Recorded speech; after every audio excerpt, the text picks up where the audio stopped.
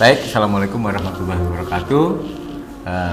Untuk anak-anakku semua, mahasiswa semester 5 ini yang menempuh mata kuliah metodologi penelitian.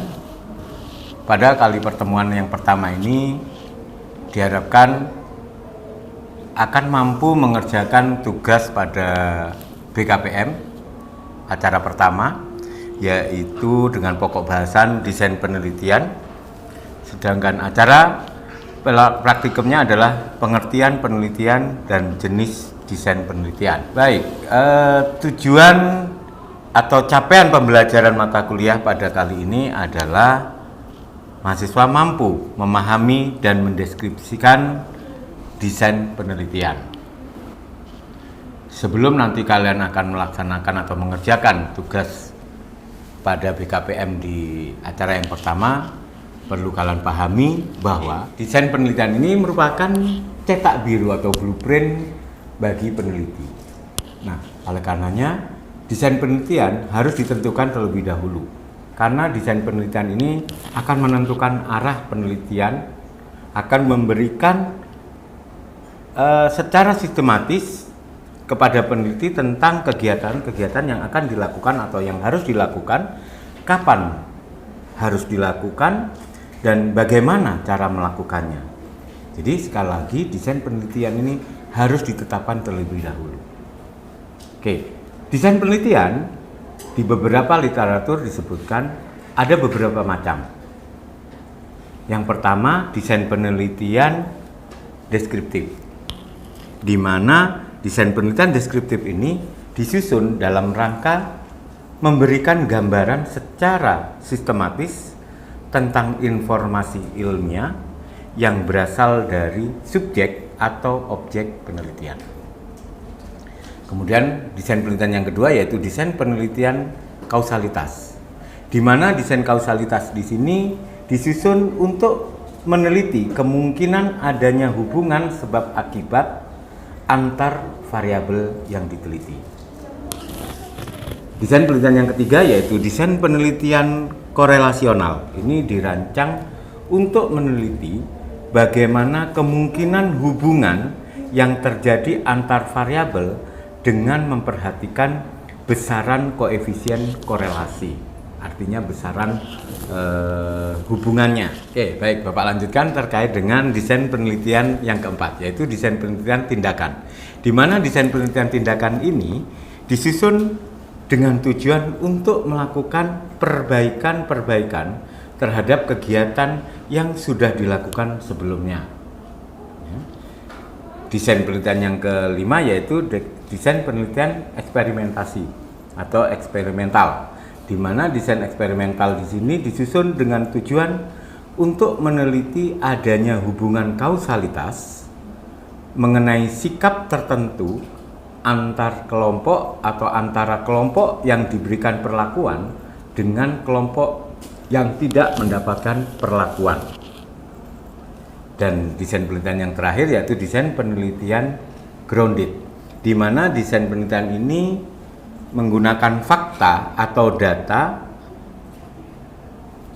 di mana data yang dimaksud adalah data empiris untuk menyusun proporsi-proporsi, menemukan konsep-konsep serta membuktikannya, dan kemudian kelak akan bisa mengembangkan teori. Nah, inilah 6 desain penelitian yang ada di beberapa literatur. Terkait dengan contoh-contoh desain penelitian, misalkan desain penelitian deskriptif. Pada penelitian-penelitian ekonomi, desain penelitian deskriptif ini lebih banyak mengedepankan tentang penjelasan atau penguatan suatu alasan, dan biasanya ini dilakukan misalkan seperti ini. Kalau kita bicara penelitian ekonomi, baik, Bapak lanjutkan terkait dengan masing-masing contoh penelitian pada desain penelitian deskriptif. Misalkan ada penelitian yang bidang akuntansi, misalkan faktor-faktor yang mempengaruhi pemerintah kota X dalam mengimplementasikan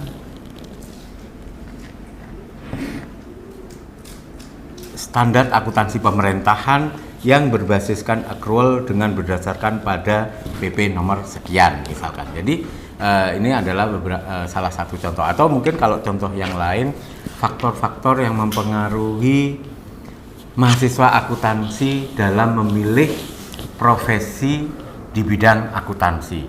Ini adalah contoh, beberapa contoh dari desain penelitian deskriptif. Kemudian yang berikutnya adalah desain penelitian kausalitas. Kausalitas di sini adanya hubungan, penelitian yang meneliti kemungkinan adanya hubungan sebab akibat antar variabel. Misalkan faktor-faktor yang mempengaruhi, kalau kausalitas misalkan kalau kita bicara harga saham di suatu perusahaan, faktor-faktor yang mempengaruhi harga saham ditinjau dari misalkan pertumbuhan ekonomi, laba perusahaan, kemudian nilai jual saham itu sendiri dan lain sebagainya. Itu adalah contoh kausalitas. Kemudian yang berikutnya adalah desain penelitian yang ketiga, yaitu kausalitas, di mana kausalitas ini untuk mengetahui pengaruh atau hubungan sebab akibat dari variabel yang diteliti. Jadi contohnya faktor-faktor yang mempengaruhi naik turunnya harga saham. Nah, harga saham ini di pasaran dipengaruhi oleh mungkin tingkat laba yang diberikan atau tingkat dividen yang dibagikan, atau mungkin juga dari size of company-nya atau ukuran perusahaannya, atau juga dipengaruhi oleh kondisi ekonomi secara makro.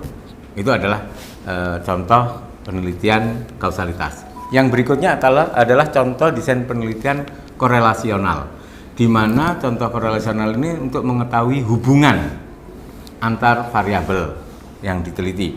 Misalkan hubungan struktur kepemilikan pada pengungkapan tanggung jawab sosial perusahaan publik.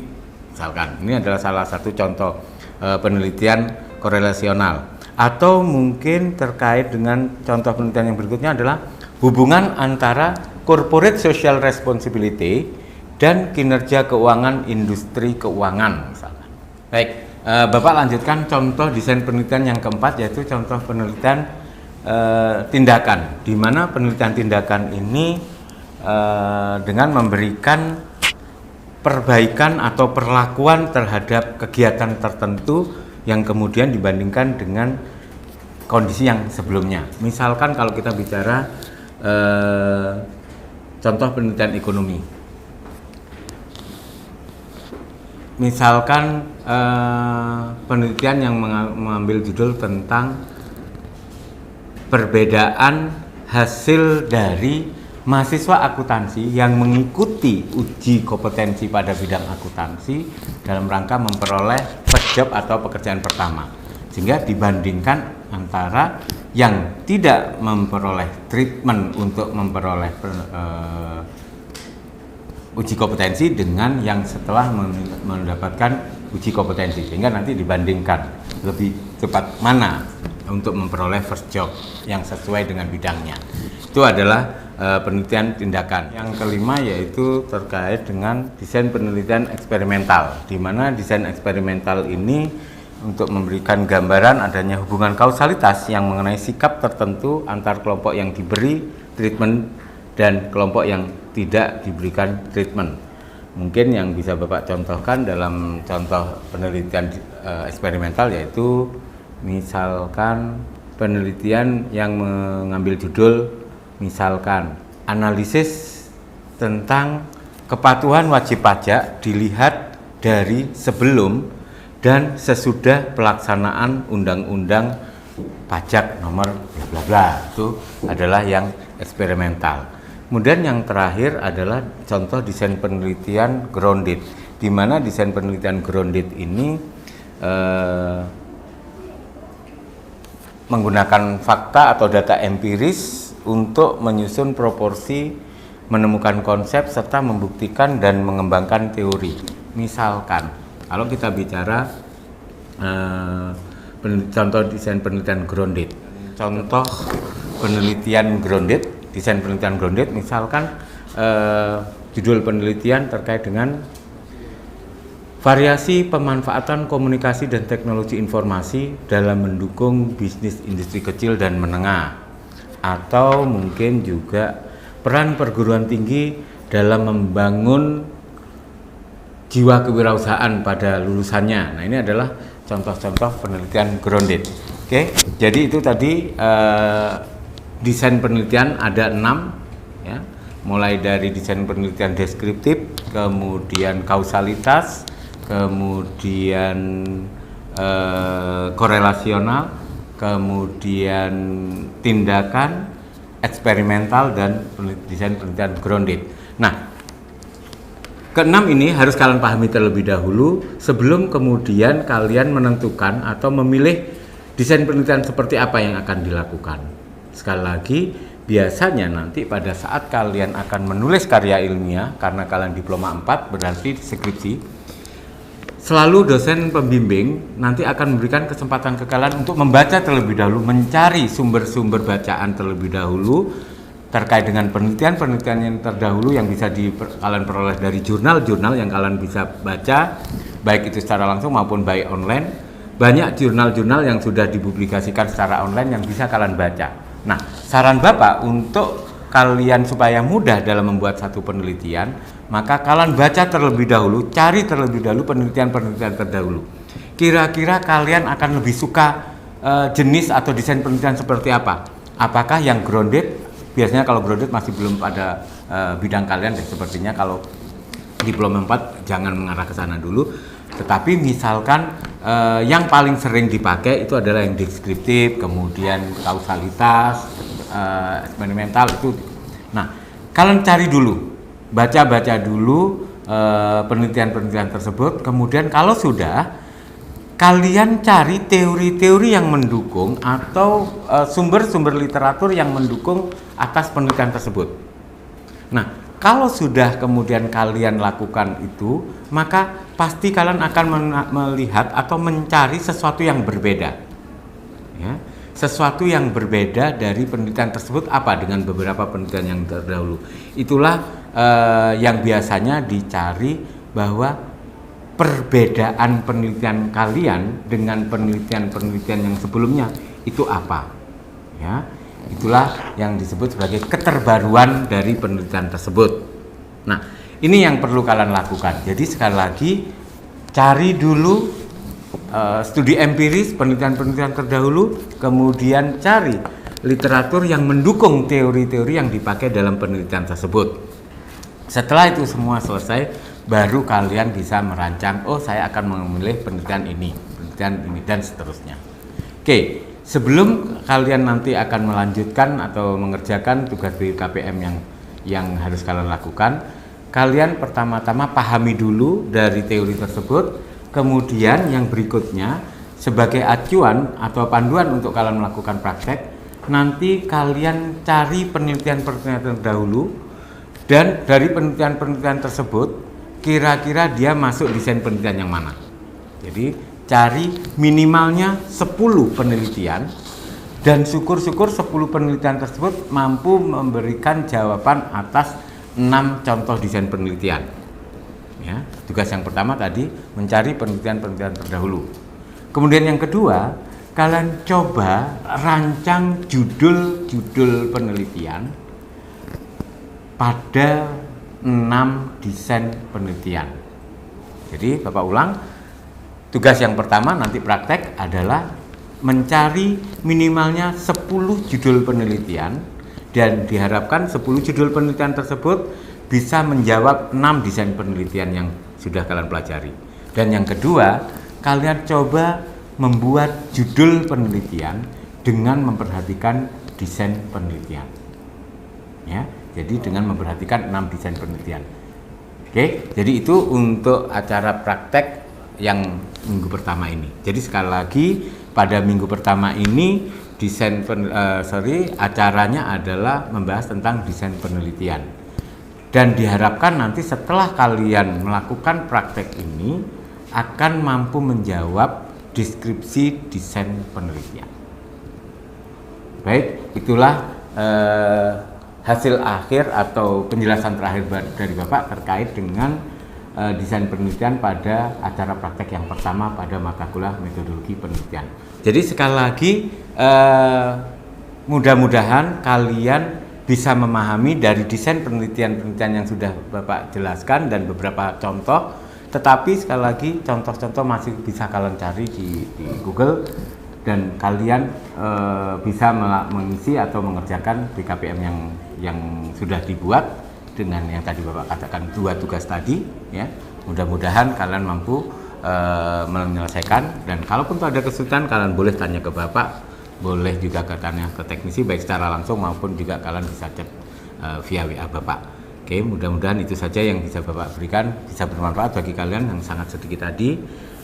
Bapak akhiri, wabillahi taufiq wal hidayah. Assalamualaikum warahmatullahi wabarakatuh.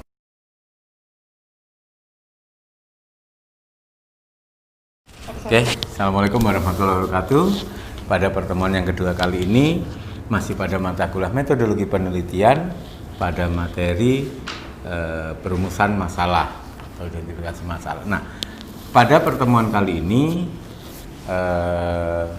diharapkan pada akhir atau setelah melaksanakan kegiatan praktik ini kalian mampu memahami dan menjelaskan terkait dengan perumusan masalah.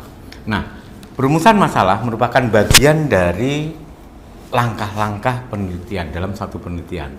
Secara detail, langkah-langkah dalam penelitian itu ada beberapa tahapan. Tahapan yang pertama yaitu mengidentifikasi, memilih, dan merumuskan masalah. Kemudian langkah yang kedua, menyusun kerangka pemikiran. Yang ketiga, merumuskan hipotesis. Yang keempat, menguji hipotesis secara empirik. Yang kelima, melakukan pembahasan. Dan yang terakhir, yang keenam adalah menarik kesimpulan. Jadi, langkah-langkah penelitian pada umumnya seperti itu, terutama pada penelitian kuantitatif. Nah, sebagai bagian dari langkah-langkah dalam penelitian, sangat penting sekali untuk kita mampu memahami terkait dengan masalah. Masalah yang akan diangkat atau yang akan dipilih dalam satu penelitian diawali dari mengidentifikasi masalah. Di mana pada tahapan mengidentifikasi masalah ini kita atau peneliti harus mencari masalah yang paling relevan dan paling menarik untuk diteliti. Mungkin banyak kondisi, mungkin banyak fenomena, mungkin banyak kejadian yang bisa dilakukan atau yang bisa dipakai dalam sebagai bahan penelitian. Tetapi identifikasi masalah merupakan bagian dari memilih masalah yang paling relevan yang akan diangkat atau yang akan diteliti atau yang paling menarik untuk diteliti. Tahapan yang kedua yaitu masalah dapat dicari melalui panca indera. Misalkan melalui pengamatan, berdasarkan laporan pandangan mata, berdasarkan observasi awal, maka bisa ditarik, bisa dipilih masalahnya. Atau pendengaran, berdasarkan informasi yang diperoleh dari masyarakat terkait bla bla bla, maka bisa ditarik atau dipilih sebagai masalah dalam penelitian. Atau panca indera yang penciuman ataupun perasaan, ya, berdasarkan intuisi, maka penelitian ini masalah penelitian ini ada. Inilah adalah bagian dari identifikasi masalah. Setelah dicari, kemudian mencoba untuk yang ketiga, bahwa permasalahan itu muncul sebagai akibat adanya kesenjangan atau gap antara yang seharusnya dengan apa yang ada dalam kenyataan. Jadi sekali lagi, masalah itu timbul karena adanya kesenjangan atau gap. Gap antara apa? Antara yang seharusnya dengan yang adanya sekarang atau existingnya sekarang. Itu berarti masalah. Atau juga masalah itu bisa dari apa yang harusnya diperlukan dengan apa yang tersedia. Ya, jadi yang pertama tadi apa yang seharusnya dengan apa yang tersedia. Atau apa yang seharusnya dengan apa yang ada dalam kenyataan. Yang kedua, apa yang seharusnya ada dengan apa yang tersedia. Kemudian yang ketiga, perbedaan antara harapan dengan kenyataan. Nah, antara harapan dengan kenyataan, harusnya seperti ini, idealnya seperti ini, keinginan seperti ini, ternyata kenyataan seperti ini, maka bisa dibuat sebagai masalah. Ya. Nah, masalah berkaitan dengan suatu kondisi yang mengancam. Masalah itu juga bisa ya, dari kondisi yang mengancam, mengganggu, menghambat, menyulitkan, yang menunjukkan adanya kesenjangan antara harapan dan kenyataan. Jadi misalkan begini, kalau kita bicara tingkat keinginan masyarakat atau tingkat keinginan konsumen, itu pasti mengharapkan kualitas suatu produk itu yang baik. Tetapi kenyataannya produsen sebagai yang menghasilkan hanya mampu memenuhi beberapa ekspektasi. Nah, itu akan muncul masalah. Nah, ini juga bisa diangkat sebagai masalah dalam masalah yang akan diteliti. Oke.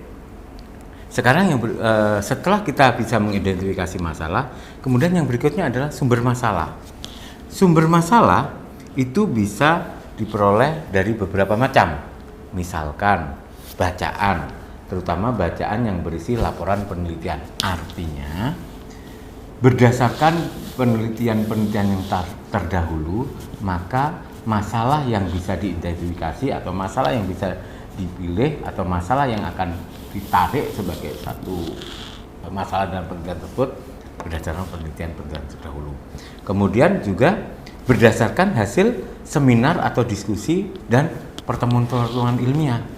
Oh iya, ternyata sekarang ada teori-teori baru yang bisa digunakan untuk menjawab penelitian-penelitian semacam ini. Nah, itu bisa jadi sebagai sumber masalah. Kemudian yang berikutnya adalah pernyataan dari pemegang otoritas. Ya, misalkan kebijakan pemerintah terkait dengan undang-undang nomor sekian tentang implementasi misalkan. Atau kalau kita bicara di akuntansi pemerintahan tentang pernyataan dari pemerintah dalam menetapkan standar akuntansi pemerintahan. Ini pasti akan berdampak. Nah, ini juga bisa dipakai sebagai sumber masalah. Yang keempat yaitu pengamatan sepintas. Observasi awal yang bisa dilakukan, dan ini biasanya dilakukan oleh peneliti dalam mengawali penelitiannya. Biasanya menjadi salah satu sumber masalah. Yang kelima yaitu pengalaman pribadi. Nah, pengalaman pribadi ini biasanya bisa dijadikan sebagai sumber masalah. Oh ya, kalau kemarin seperti ini berarti kedepannya. Nah, ini bisa dijadikan sebagai sumber masalah. Dan yang terakhir adalah perasaan intuitif atau intuisi, naluri. Ya, naluri. Nah, ini biasanya tidak hanya individu tetapi korporat juga bisa. Kebiasaan atau habit dari korporat dalam menghasilkan laba itu apa yang dilakukan dan lain sebagainya. Oke, itu sumber masalah. Dan yang terakhir dari kegiatan itu adalah memilih masalah atau melakukan pembatasan masalah agar tidak terlalu bias dalam penelitiannya. Oke, jadi dalam mengidentifikasi masalah biasanya dijumpai lebih dari satu masalah. Dan tidak semua masalah dapat atau layak diteliti. Nah, oleh sebab itu perlu diadakan pemilihan atau pembatasan masalah. Ada beberapa hal yang perlu diperhatikan dalam memilih masalah. Yang pertama, masalah tersebut layak atau tidak untuk diteliti tergantung pada yang pertama, ada tidaknya sumbangan terhadap teori dan ada atau tidaknya teori yang relevan dengan itu. Ya. Kemudian yang berikutnya adalah ada tidaknya kegunaan untuk pemecahan masalah-masalah praktis. Oke, itu yang pertama. Yang kedua, manageability atau cukup dana atau cukup waktu atau cukup alat atau cukup bekal kemampuan teoritis dan cukup penguasaan metode yang diperlukan. Oke. Nah, setelah kita mengidentifikasi kemudian memilih masalah, yang berikutnya adalah merumuskan masalah. Di mana dalam menuliskan rumusan masalah biasanya diungkapkan dengan menggunakan kalimat tanya, ya. Dengan menggunakan kalimat tanya yang padat dan jelas, dan kemudian memberikan petunjuk tentang kemungkinan pengumpulan data guna menjawab pertanyaan dalam rumusan tersebut. Ya. Misalkan rumusan masalah itu bisa dituliskan dengan misalkan begini, apakah pelaksanaan atau penyusunan laporan keuangan yang dilakukan oleh misalkan pemerintah desa X sudah sesuai dengan ketentuan Permendagri nomor sekian. Jadi dibuat kalimat tanya. Atau mungkin contohnya, bagaimanakah pengaruh kebijakan dividen terhadap nilai saham di pasar? Jadi dibuat kalimat tanya. Baik, itu terkait dengan perumusan masalah.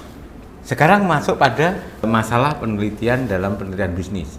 Biasanya masalahnya meliputi masalah-masalah yang ada saat ini di satu lingkungan organisasi yang memerlukan solusi. Tadi yang sudah Bapak contohkan, misalkan ada kecenderungan nilai jual saham menurun dari waktu ke waktu. Nah, ini berarti ada yang perlu dicari. Apa masalahnya? Atau misalkan ada kecenderungan menurunnya jumlah atau perolehan laba perusahaan. Ini bisa ditelusuri, ada masalah. Yang berikutnya, area-area tertentu dalam suatu organisasi yang memerlukan pembenahan atau perbaikan. Misalkan, ternyata produksinya meningkat, tetapi kenapa penjualannya menurun? Apakah mungkin kinerja tenaga pemasarannya yang kurang bagus, ataukah mungkin perlu ada penetrasi pasar yang harus dilakukan? Berarti ini ada masalah. Atau kalau kita bicara keuangan, bidang akuntansi misalkan, semua auditor itu sudah dibekali dengan ilmu atau kompetensi yang diperlukan dalam kegiatan audit. Tetapi kenapa capaiannya itu berbeda pada masing-masing auditor? Nah, ini berarti ada masalah. Apakah karena memang individu auditornya, ataukah mungkin tergantung dari auditinya atau yang diaudit? Nah, ini ada sebagai masalah. Kemudian yang ketiga yaitu persoalan-persoalan teoritis yang memerlukan penelitian untuk menjelaskan atau memprediksi fenomena. Contoh sederhana, yang namanya orang menjual, ya, pasti akan berusaha untuk bisa menjual banyak. Apa yang dilakukan? Mungkin memperbaiki kualitas dari produk, mungkin memperbaiki kualitas layanan, mungkin akan memperbaiki dari sisi tempat usahanya. Tapi itu kan teori. Secara praktek kita bisa lihat, terkadang ada produknya itu baik, enak dikonsumsi. tempatnya nggak menarik, orangnya judes. Ini menolak teori nih. Padahal secara teori kalau orang ingin melakukan penjualan yang tinggi itu ya memberikan layanan yang baik. Tetapi kalau kita lihat dalam keseharian, kita bisa lihat di beberapa tempat mungkin atau di sebagian kecil wilayah itu ada yang orangnya judes tapi laris. Tempatnya nggak memadai tapi banyak pengunjungnya. Jadi hal-hal yang seperti inilah yang dikatakan secara teoritis ini bermasalah. Nah, ini bisa dipakai sebagai alasan untuk melakukan penelitian. Kemudian yang keempat yaitu pertanyaan penelitian yang memerlukan jawaban empiris. Artinya bahwa secara kenyataan atau berdasarkan penelitian-penelitian terdahulu pun semua mengarahnya ke sana. Itu bisa dijadikan sebagai alasan masalah yang akan diteliti. Oke, perumusan masalah bukan merupakan pekerjaan yang mudah. Tadi secara teorinya Bapak sudah mengarahkan.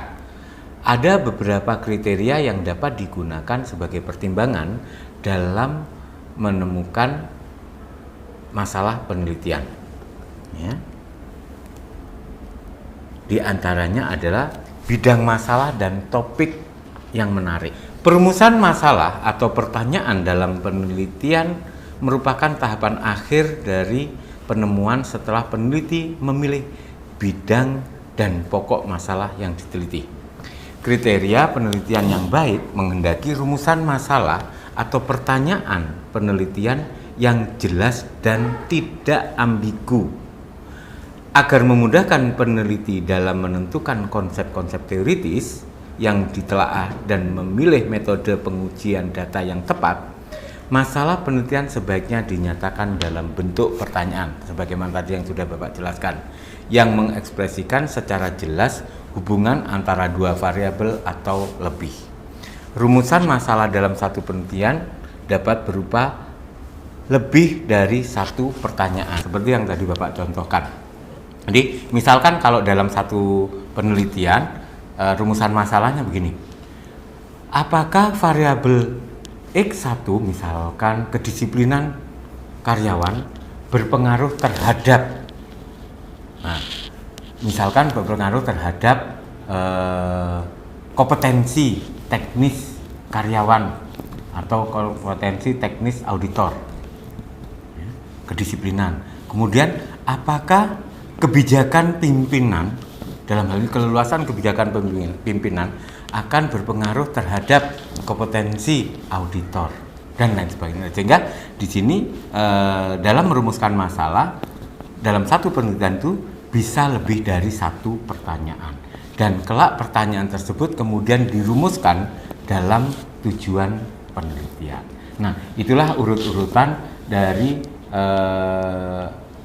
melakukan penelitian. Jadi yang tadi yang sudah di awal Bapak jelaskan, awalnya adalah mengidentifikasi, mencari dan merumuskan masalah yang kemudian nanti menetapkan tujuan penelitian dan lain sebagainya. Nah, pada pertemuan kali ini sampai pada mengidentifikasi sampai merumuskan masalah yang harus kalian lakukan. Jadi tugas kalian nanti pada acara praktek yang berikutnya ini adalah bagaimana kemudian kalian membuat identifikasi masalah, mencari masalah terlebih dahulu, mana yang lebih bisa yang relevan untuk dijadikan masalah dalam penelitian. Nah, biasanya ini muncul pada bab 1, pada latar belakang. Nah, latar belakang di sini itu sekaligus untuk menguraikan masalah apa yang mungkin relevan dalam penelitian ini. Sehingga pada bab 1 latar belakang penelitian ini diawali dari kondisi yang makro menuju yang ke mikro, hal yang umum menuju yang khusus, dan kemudian dari penelitian itu sebetulnya masalah apa yang bisa dirumuskan. Jadi identifikasi masalah, memilih masalah yang bisa diteliti dari yang paling relevan atau yang paling mendekati atau yang paling bisa akan diselesaikan dengan menggunakan alat analisisnya, itu masalahnya apa. Nah, bagian ini itu muncul di bab 1. Di bab 1 itu ada subbab latar belakang. Nah, dalam pendahuluan itu ada latar belakang, dan pada subbab berikutnya itu adalah rumusan masalah. Nah, inilah pada pertemuan kali ini kalian sampai dengan merumuskan masalah. Ingat, rumusan masalah disusun dengan menggunakan kalimat tanya yang padat dan jelas, tidak ambigu. Baru kemudian nanti menentukan tujuan berdasarkan rumusan masalah tersebut, baru dibuat tujuan penelitian. Tapi sekali lagi, dalam pertemuan kali ini tugas kalian hanya sampai merumuskan masalah. Oke, jadi itu untuk anak-anak Bapak semua. Pada materi yang kedua dalam mata kuliah metodologi penelitian ini adalah terkait dengan perumusan masalah. Sehingga tugas yang harus kalian buat adalah dari yang kemarin yang sudah kalian tunjukkan atau yang sudah kalian serahkan ke Bapak dalam hal melalui teknisi, kemudian lanjutkan. Kalian membuat latar belakang sampai dengan rumusan masalah. Ingat, kaitkan dengan tugas yang sebelumnya pada desain penelitian, judul yang sesuai dengan desain penelitian yang kalian pilih.